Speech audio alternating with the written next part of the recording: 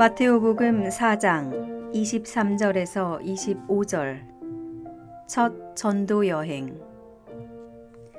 예수께서 온 갈릴레아를 두루 다니시며 회당에서 가르치시고 하늘나라의 복음을 선포하시며 백성들 가운데서 병자와 허약한 사람들을 모두 고쳐주었다.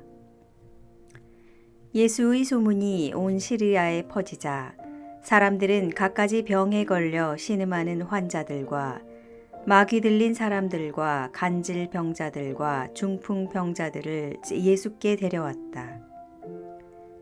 예수께서는 그들도 모두 고쳐주셨다.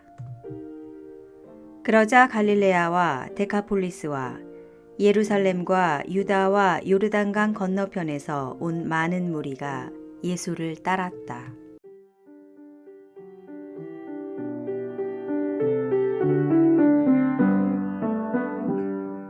복음에서는 예수님께서 사람들의 병을 고쳐주는 이야기가 자주 나옵니다. 사람들이 겪는 고통 중의 하나가 병이라는 것을 너무도 잘 아시기에 주님께서는 가시는 곳마다 치유의 기도를 해주셨고 수많은 병자들이 그분을 통해서 건강을 얻었습니다.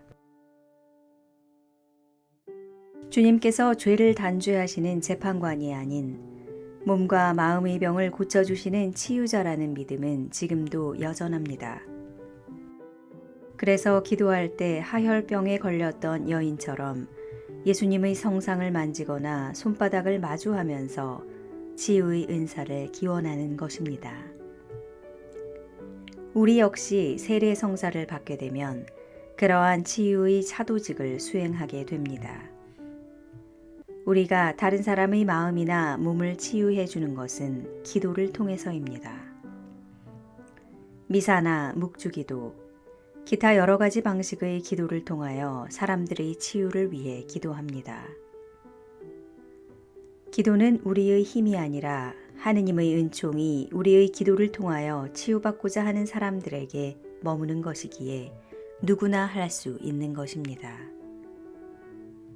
그래서 기도 봉사직을 수행하는 분들도 적지 아니 계십니다. 그런데 기도에 더해 사람들의 마음을 치유할 수 있는 방법이 있습니다. 어떤 것이 있는가? 사람의 마음을 치유하는 방법 중에 가장 어렵고도 쉬운 방법, 듣는 것입니다. 사람의 이야기를 들어주는 것만큼 쉽고도 어려운 일은 없습니다. 왜 쉬운가? 듣는 것은 머리를 쓸 일이 없기 때문입니다. 그저 하면서 머리를 끄덕이고 동의만 해주면 됩니다. 왜 어려운가? 반복해서 하고 또 하는 이야기를 들어주는 것이 절대로 쉬운 일이 아니기 때문입니다. 상담 시간이 1시간 정도로 한정되어 있는 것은 바로 이런 이유에서입니다. 들어주는 것이 심리치료 효과가 있는가? 있습니다.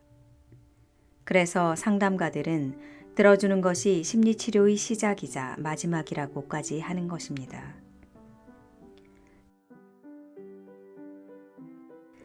듣는 것이 어떻게 마음의 병을 고쳐주는가? 사람 마음의 병은 어디에서 시작되는가? 내가 하고 싶은 것을 하지 못했을 때부터입니다. 먹고 싶은 것을 먹지 못했을 때 먹고픈 한이 생깁니다. 하고픈 것을 하지 못했을 때 한이 생깁니다. 그런데 이런 것들보다 더 큰 한은 내가 하고픈 말을 들어줄 사람이 없을 때 가장 큰 한 덩어리가 생깁니다. 할 말을 다 하고 사는 사람들은 집이 가난해도 마음은 한스럽지 않습니다. 재산이 아무리 많아도 할 말을 못하고 사는 사람은 마음에 한이 많아서 늘 낑낑 앓으면서 삽니다. 그래서 마음의 병을 치유하는 가장 좋은 방법이 누구에겐가 말하는 것, 털어놓는 것이라고 하는데, 그래서 들어주는 것만으로도 치유가 이루어진다고 하는 것입니다. 그런데 다른 사람의 마음을 치유해주는 사람은 반드시 지켜야 할 것이 있습니다. 남의 마음을 고쳐주기 위해서는 자기 마음을 먼저 들여다보아야 한다는 것입니다.